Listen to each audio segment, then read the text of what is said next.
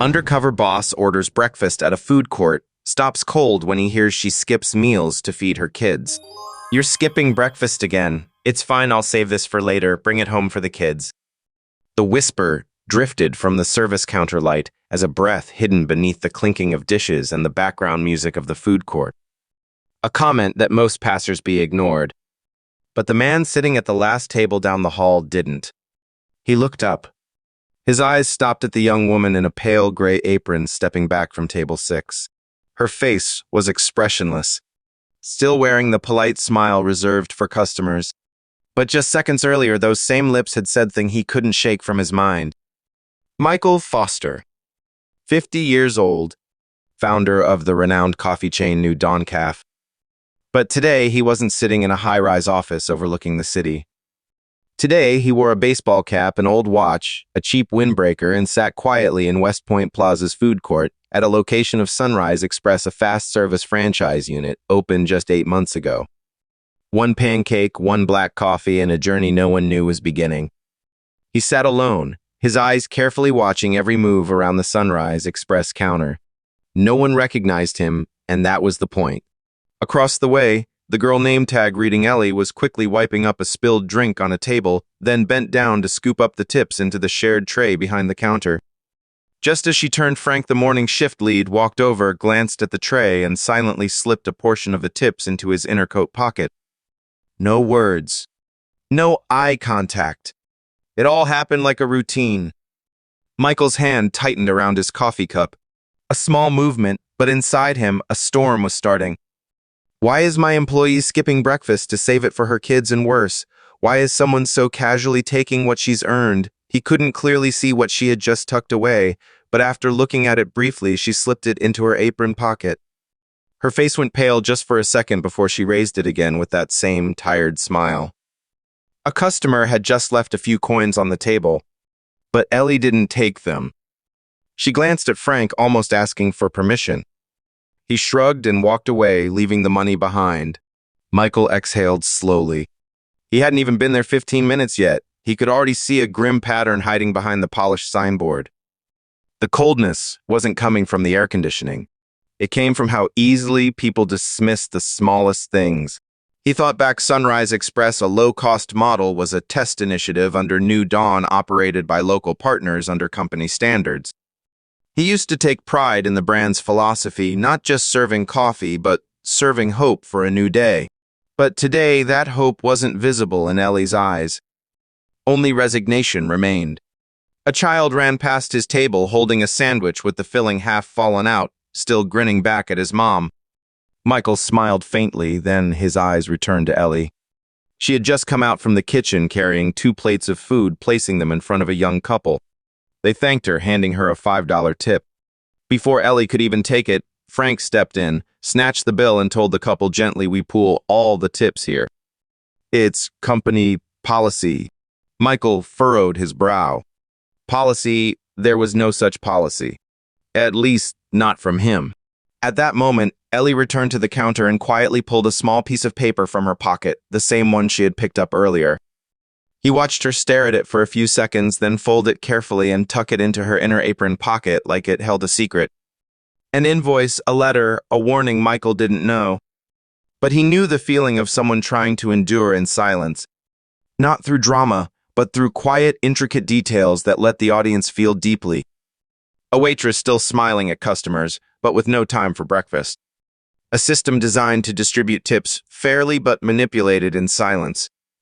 A boss sitting among the crowd, witnessing every small things he had never seen from behind his office desk. Michael set his fork down. He wasn't hungry anymore. Something was wrong at Sunrise Express, and he wasn't going to leave until he found out what it was. At West Point Plaza, lunchtime moved like a massive clock powered by people and noise. Cartwheels, rolling plastic cups, clinking children whining for food.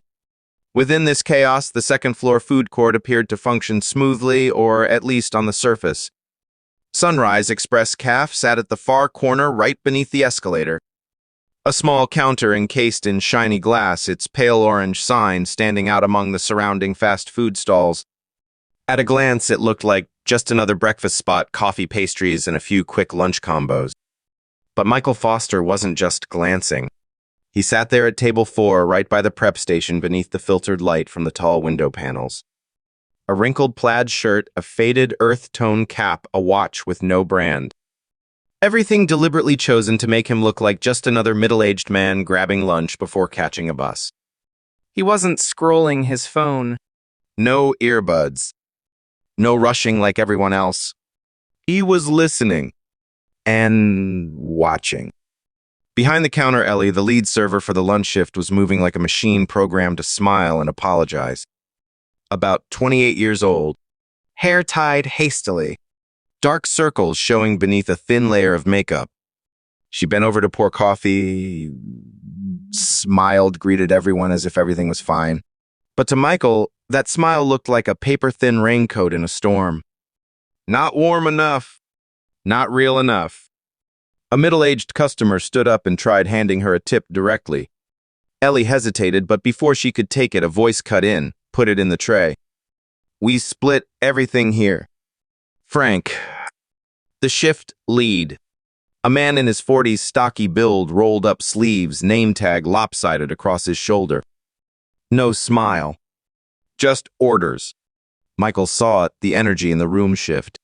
Ellie pulled her hand back, lowered her head, and whispered, thanks to the customer, but whatever spark had briefly appeared in her eyes was gone. Frank walked up to the tip tray, glanced at it, and stuffed the cash directly into his inner jacket pocket. No notes. No explanation. No one said anything. A new girl just started her shift, maybe early 20s, quietly cleaned a table next to Michael. She gave a nervous glance toward the counter. When Michael turned to her, she quickly looked away, but whispered just loud enough for him to hear. The one who keeps the tips usually doesn't stay at the counter. He wanted to ask more, but she slipped down another aisle. At the far end of the dining area, a thin, elderly man sipped his coffee slowly. Michael noticed he wasn't reading the menu. He was watching. His sharp eyes followed Ellie every time she passed. A few minutes later, the old man pushed off his cane, walked past Michael's table, and stopped almost casually. She's tough, that one. Works day and night to care for her 2 kids. Once I saw her eating leftovers from a customer's plate. Michael's brow furrowed. Frank knew. He just laughed, the kind of laugh that says he knew she wouldn't quit.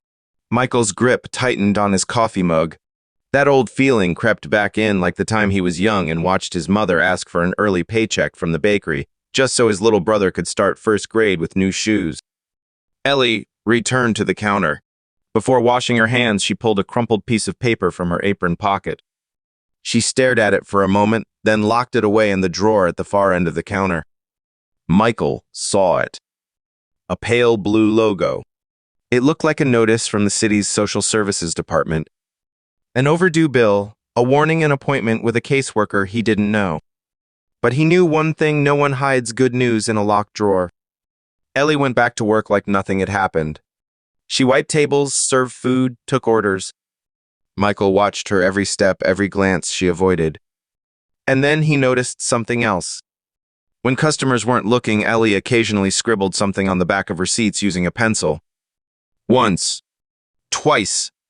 3 times. Michael waited. When she rushed into the storage room, he casually walked over to the receipt tray like a customer who'd forgotten his wallet. On the back of one slip, he saw a list. The only legible part read 7.85 pastry $1 tip equals 0.15. It was a handwritten record, as if she was tracking what she should have earned. And just like that, the satisfaction factor began to rise. Because viewers now realized this wasn't about one shocking moment. It was about the tiny, repeated injustices quietly rotting a system that looked perfect on paper. Michael returned to his seat. The food court was still noisy, but inside him, everything had gone eerily quiet. He no longer saw this as just a small franchise. He saw a lock, and Ellie was the key to unlocking all of it. Michael started to rise. His meal had long been finished. The coffee was cold, but his chest was slowly burning. He slowly reached into the pocket of his jacket, ready to leave, when a voice floated past his ear, soft as breath, yet hitting like a punch to the heart. Guess I'll skip lunch today. Tips aren't enough to catch the bus home, still gotta buy baby formula. That girl Ellie had just whispered to a coworker, believing no one else could hear. Michael froze. His hand remained resting on the edge of the chair. His index finger curled slightly, tapping the wooden table. 3 times. Slow. Heavy. Yeah. Just like he always did when he sensed something so wrong it couldn't be ignored. The first wave that hit was disbelief. Then anger. Finally resolve. Ellie hadn't complained. She wasn't asking for anything. She just said it as if it were routine, as if skipping meals was simply part of her daily schedule. Michael sat back down. But this time, he wasn't just observing. He was listening with the focus of a father, a husband, and a founder who once believed his system was good enough. Nearby, a familiar customer stood up. The elderly man who had spoken with Michael earlier walked over to grab a napkin. Michael gave a gentle nod as a greeting. The man glanced around, then leaned in, his voice low and raspy. You know that girl once asked for night shifts to earn more. But Frank said no. Said the counter didn't need weak women working late. Michael turned to him. You're sure? He asked. The old man nodded, eyes looking down. Sure. I heard it myself. And I saw Ellie leave the break room with red eyes. But the next day, she showed up like nothing happened. Michael's gaze followed the young woman still rushing to clear food trays. No breaks. No pleading looks. She worked like she only had 2 options, keep going or collapse. Another emotional drop swept in. Michael stepped toward the counter to grab more napkins. A young employee greeted him, face still sweaty from behind the fryer. Hello, sir. Need anything else napkins?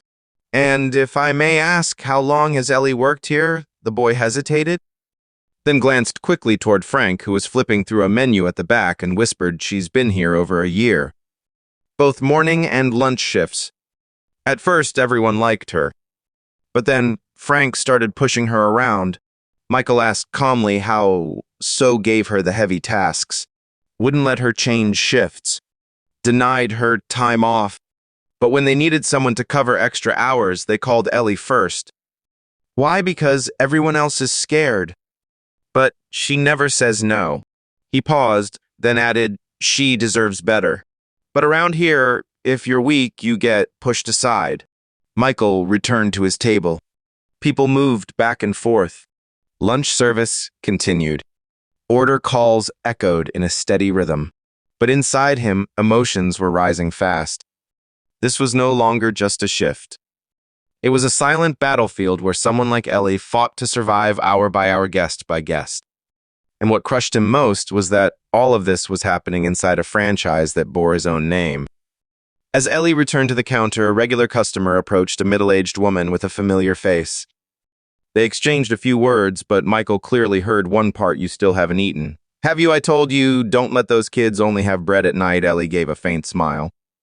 I'm okay. I've got some instant noodles at home.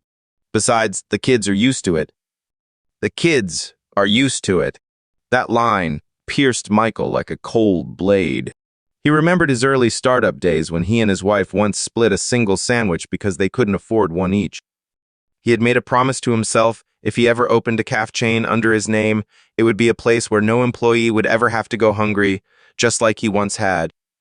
But today, the audience by now was pulled deep into the story. They didn't just feel sorry for Ellie. They wanted the truth exposed. They wanted Michael to act. And Michael knew it too. He couldn't walk away anymore. He opened his phone, typing a few notes. The keyboard clicks were soft, but each word was like laying the first bricks to rebuild a system from the ground up. The atmosphere inside Sunrise Express Caf remained lively. Customers came and went. Coffee brewed. Pastries baked. But Michael Foster had shifted roles. He was no longer the quiet man at table 4. Now he was the curious guest, striking up conversations, smiling warmly, and always sitting near those no one usually noticed. The first emotional drop came not loud, but sharp enough to grip the viewer's chest. Michael approached the beverage counter where a young barista was cleaning the smoothie blender. Busy day like this. I bet tips must be great. The young man looked up, startled by the friendly voice, then gave a slight nod, chuckling awkwardly. Yeah, customers tip a lot, sir. But he looked around, then ducked his head and kept wiping. Frank collects it all at the end of every shift. Says it'll be split later. But ever since I started here, I haven't seen anyone get a single dollar. Michael paused for a moment, as if the words had just poured cold water into his chest. The barista mumbled softly. Maybe the senior staff split it. I'm new, so I just let it go. Let it go. Two words so familiar to those who learn to stay quiet just to keep their job. Near the exit, a young girl was clearing trays. Michael walked over and asked for a napkin. She nodded and handed one over quickly, then whispered, You're asking about the tips, aren't you? Michael gave a slight nod. Frank once scolded me in front of everyone just because a customer handed me a tip directly. He said only the shift leader was allowed to handle the money. Since then, I haven't dared to touch any of it. She glanced around, a flicker of fear in her eyes, then hurried off as if she hadn't said a word. Michael stood still, napkin in hand. His heart weighed heavy. A transparent tipping system where the server wasn't even allowed to keep her own tip. That's when Ellie stepped into the storage room just as the morning shift ended. The wall clock above read 1:57 p.m.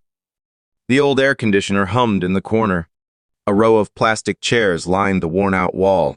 Ellie sat down. Sweat still clung to her skin. In her hand was a brown envelope, the kind used for wages. Corners frayed, the Sunrise Express logo faded.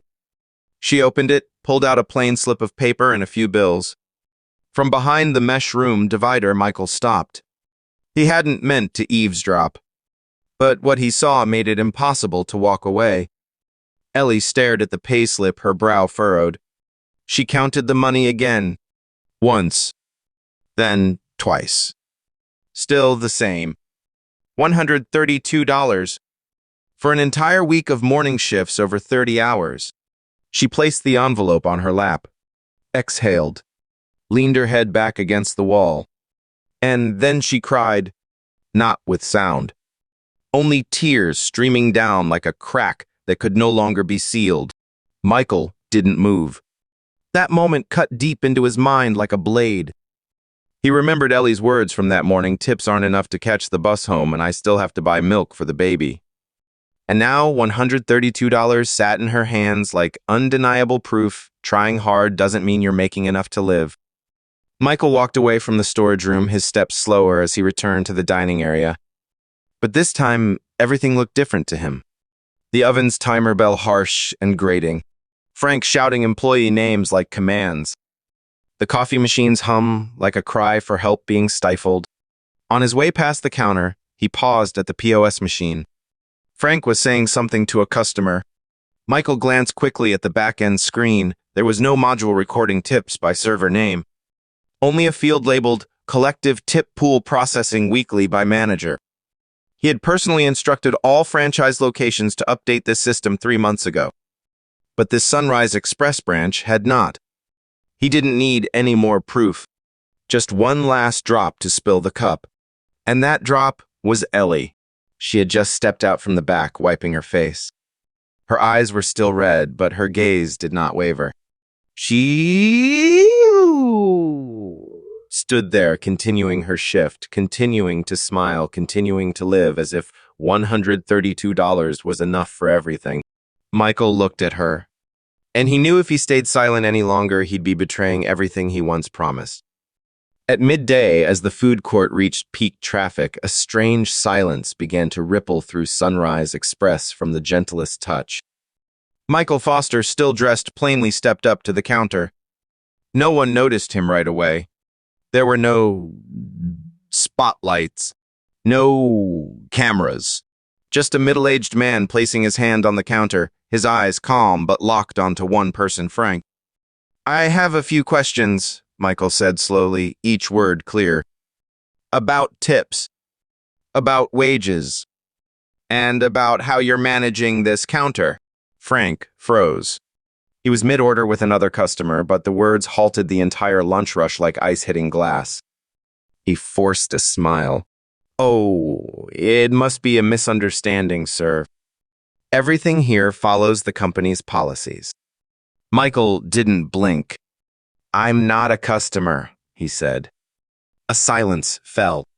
Then came the first emotional drop. Ellie, standing behind the counter, stiffened as she recognized that voice, a voice she'd heard before in a company video during her onboarding almost a year ago. The man standing in front of Frank was Michael Foster, founder of Sunrise Caf. The name printed on every paycheck. Frank stood motionless. Nearby customers began to turn their heads. A few employees behind the line held their breath. No one spoke, but everyone waited for what would come next. Michael didn't raise his voice. He placed a hand gently on the counter and leaned in slightly. "I've spoken with several employees here. Seems no one has received a single tip in months. Seems the shift manager you collects them all without any transparency or redistribution." He paused. "And it seems the tip tracking software was never updated despite mandatory orders sent out 3 months ago." Frank began to sweat. He stammered, his voice rising. I have reasons. "The system's always glitching. I just collect the tips for easier management. I never kept anything for myself." Michael looked directly at him. "Then could you show me the tip breakdown for the past few weeks or any record that proves you distributed them to staff?" A back-of-house employee, the same barista from earlier, stepped forward holding a phone. He didn't say a word, just played a video recorded weeks ago. On screen, Frank stuffing tip money into his inner coat pocket, then sliding some into his personal locker. No logbook. No record. Clear. Undeniable. Frank went pale. No one spoke. Only the coffee machine whirred faintly in the corner, its sound dragging through the silence like a thread. Ellie stepped forward, still wearing her cleaning gloves. "Frank once said if anyone asked about the tips, they should go find another job. I've heard that 3 times in 2 months." Her voice didn't tremble, but in her eyes there was something rare. A spark of trust finally restored. Michael turned to the nearby customers. "If anyone here left a tip today, please raise your hand." Dozens of hands went up. Michael nodded, then asked, "And who believed that tip would go to the person who served you?" No one answered. Only downward glances, because everyone already knew the answer. No one answered. Only downcast eyes, because everyone already knew their trust had been betrayed. Michael looked at Frank, not with anger, not with shouting. "You've turned a decent coffee counter into a place where people learn to stay silent just to survive." He paused. "I didn't build Sunrise to witness this." Then he turned to Ellie. "You've done more than your role ever asked. You kept working even knowing you weren't being paid fairly. You skipped meals just to keep smiling as you poured coffee. But from today, you won't have to choose between a bus fare and a meal ever again. No punches thrown. No insults hurled. Just truth spoken at the exact moment it needed to be. I will not let this system hurt anyone else." The moment Michael raised his hand and slowly removed his cap, the entire counter froze. Everything stopped. The juicer still buzzed in the background. Spoons clinked gently from a nearby table. But those sounds were swallowed by one single thing, every gaze turning toward him. Ellie dropped the cleaning rag in her hand. Frank took a step back, his lips parting to say something, then stopping. Michael stared directly, his voice low but unmistakably clear. "I'm Michael Foster, founder of the New Dawn Caf chain, and I just had breakfast at one of my own locations." A silent ripple of shock swept across the room. No one said a word. But the eyes from customers to staff spoke one truth, so it's him. Michael didn't let the moment fade. He pulled out a printed document, unfolded it directly on the counter in front of Frank. "This is the internal policy on tip distribution signed and issued by me." His finger tapped the bolded line TIPSM USTBERECORDEAADADNDDISTRIBU TEADINREALTIME. NOMANAGERORSUPERVISORS HALLATIONDLATIPCOLACTIONUNLASSAUTHORITING. Michael looked up. Has anyone here ever received a clear tip breakdown from Frank by email paper or system record silence? Not a single hand went up. Frank flushed red. He backed away, starting to protest. I didn't know about that update. And I was just collecting tips to divide them later. Maybe there was a small mistake. Michael turned to a young employee nearby, the one who had quietly tipped him off earlier in the shift. Can you help me call Mal Security? Please, the employee nodded, but in his eyes there was something like it's time. Less than 2 minutes later, a security guard entered holding a tablet connected to the internal surveillance system. Michael didn't say a word. He simply nodded.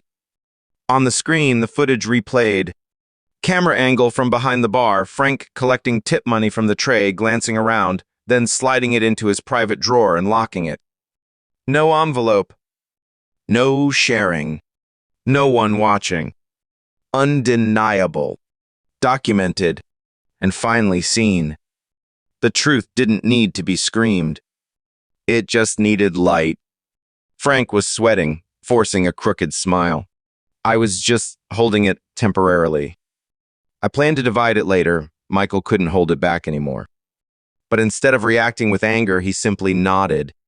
Divide it later, is there ever a later, or is it after everyone forgets they were waiting for something decent? Ellie now stepped forward. No longer the girl hiding behind the counter, but someone who had endured and now stood witness to the first rays of justice. Michael looked at her. His gaze softened but stayed firm. You were denied night shifts. You were forbidden from receiving tips directly. You were forced to share your own labor with someone who's never worked 8 hours under those hot kitchen lights. And yet you stayed. Ellie nodded slightly. Her lips trembled, but her eyes shone clear. Because I needed the job. Because my kids needed dinner, she said, voice breaking. That sentence was the final emotional drop. A single tear at the perfect moment, the kind that keeps the audience from looking away. Michael turned back to face Frank once more. I don't need to call the police. Because this system will deal with you the way our company always promised, with fairness and transparency. He took out his phone. Just one message brief sent. Temporarily suspend Frank Harrison pending internal investigation.